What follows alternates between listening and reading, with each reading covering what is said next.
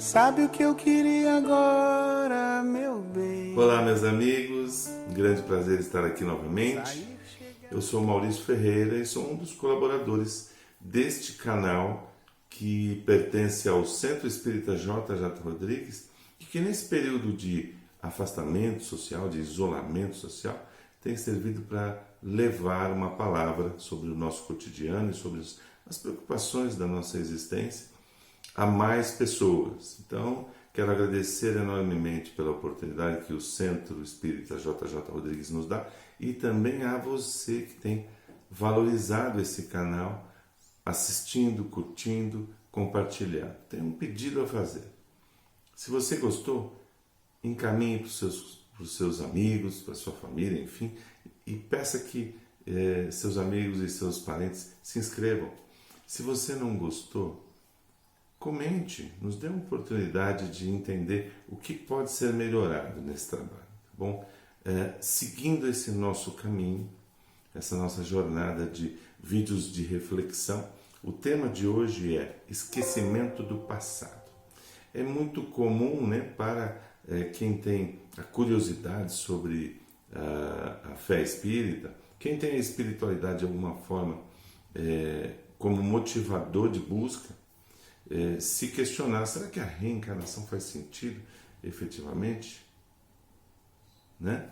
E será que isso interfere nos nossos comportamentos atuais? Bom, refletindo sobre isso, nós buscamos algumas fontes, né? Lembrando para aquele que está iniciando no Espiritismo, que o Espiritismo é uma fé baseada em 3 premissas. A primeira é a premissa religiosa, né? Efetivamente, buscamos a Deus de alguma forma. E a segunda premissa é a premissa filosófica, entender o porquê da nossa existência. E a terceira premissa, numa tríade efetivamente, é a questão científica. E como um cientista que era, Allan Kardec codificou a doutrina em várias obras. Uma delas, o Evangelho segundo o Espiritismo, né? E a outra, o Livro dos Espíritos. Nós vamos nos basear nessas 2 obras para lembrar o seguinte: a questão da encarnação ela é tratada em todas as obras. A questão da reencarnação também. Assim como a questão do esquecimento do passado. Por que nós não lembramos de vidas passadas? Alguma razão deve existir, né? Obviamente.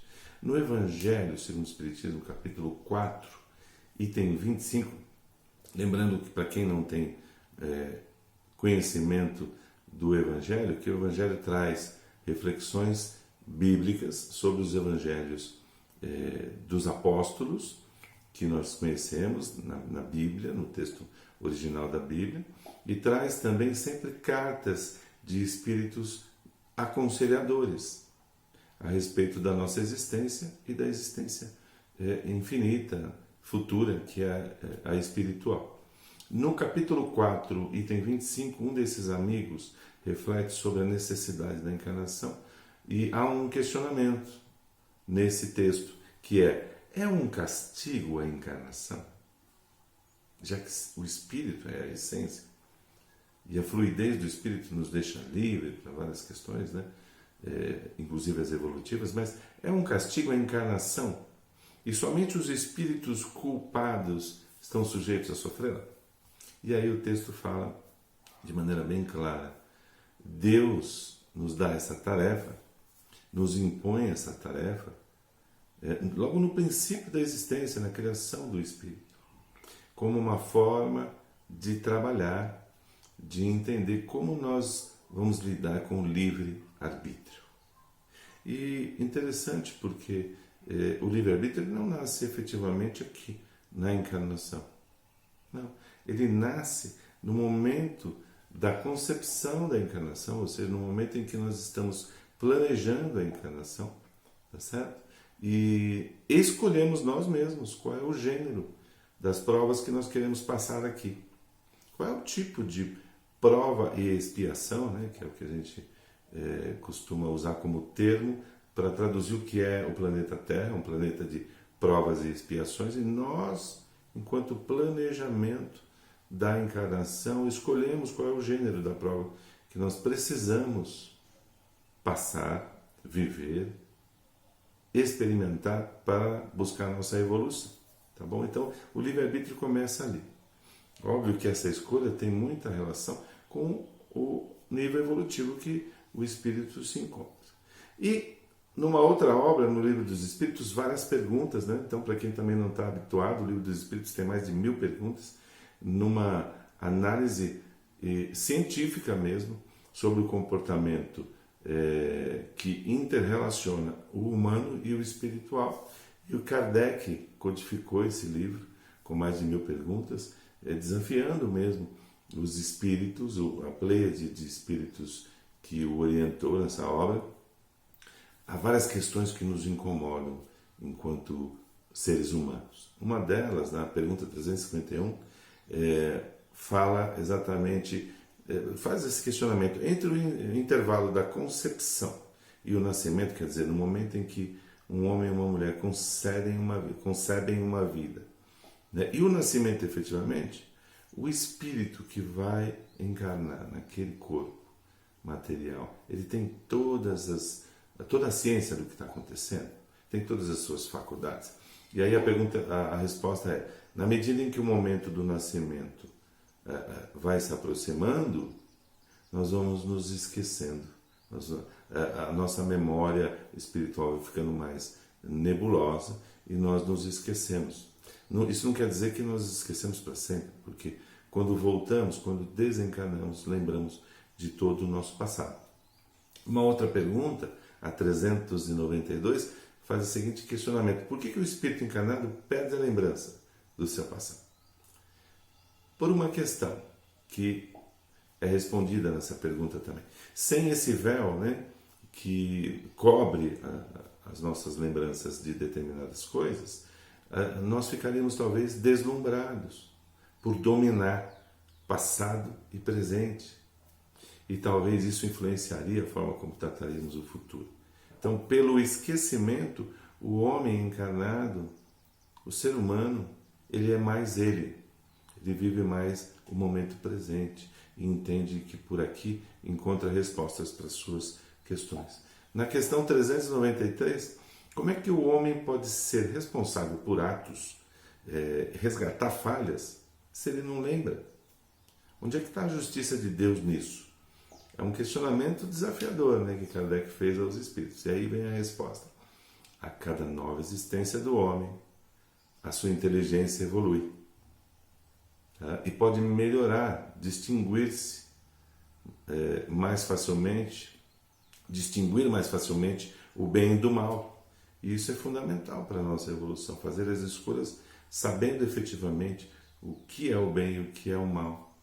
Então, nessa evolução, onde é que estaria o mérito se nós lembrássemos de tudo? Não é isso? Onde é que está o mérito entre escolher entre o bem e o mal se você tem toda a recordação do passado e não usa suas emoções, seus sentimentos de presente, suas relações do presente, para também basear suas escolhas?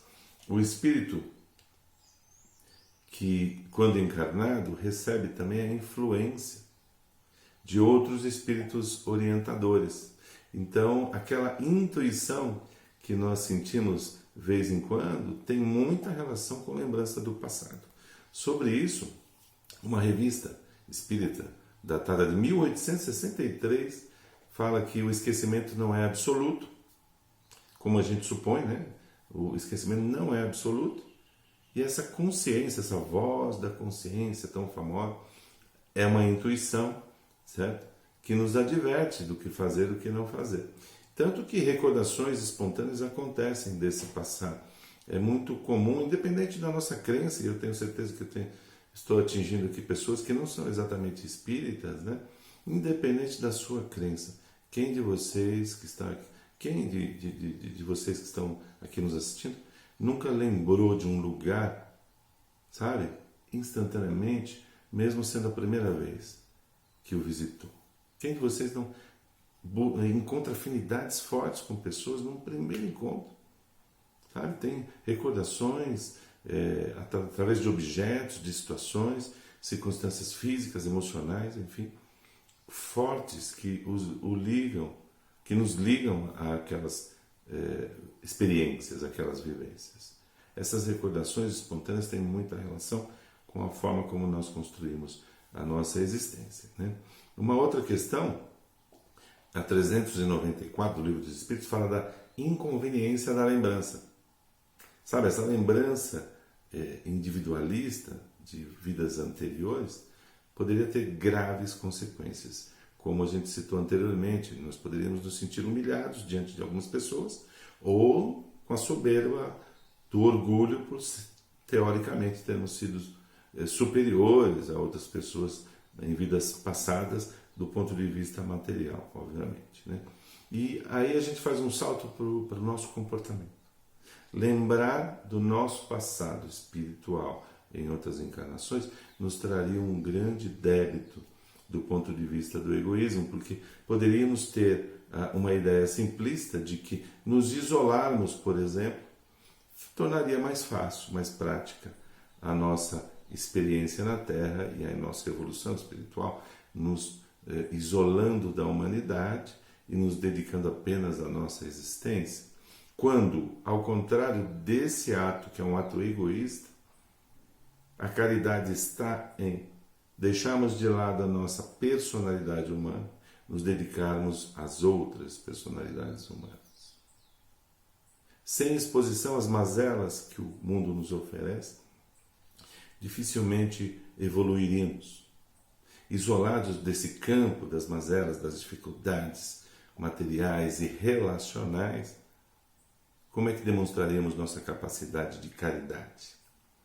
Né? Então, o Livro dos Espíritos, na questão 917, também deixa claro, né, que o egoísmo enfraquece a nossa inteligência, cria um campo fértil para a perda de oportunidades e escolhas equivocadas. Então, nesse item 917 do Livro dos Espíritos, destaca-se que a grande fonte das mazelas, das imperfeições humanas, está no egoísmo.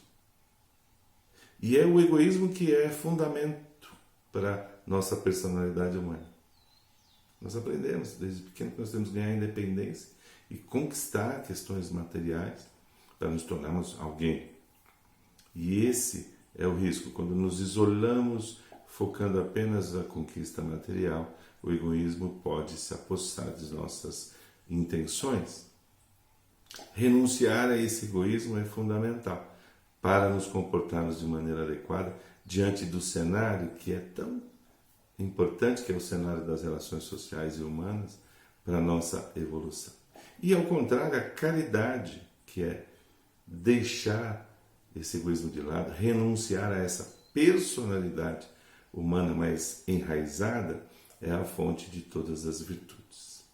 Ok? Para encerrar, eu queria deixar 2 dicas que me foram inspiradas em função dessa leitura para fazer esse bate-papo com vocês. Uma delas é: evite a curiosidade de conhecer o passado para se beneficiar dessa lembrança. Isso certamente pode ser uma fonte do desequilíbrio.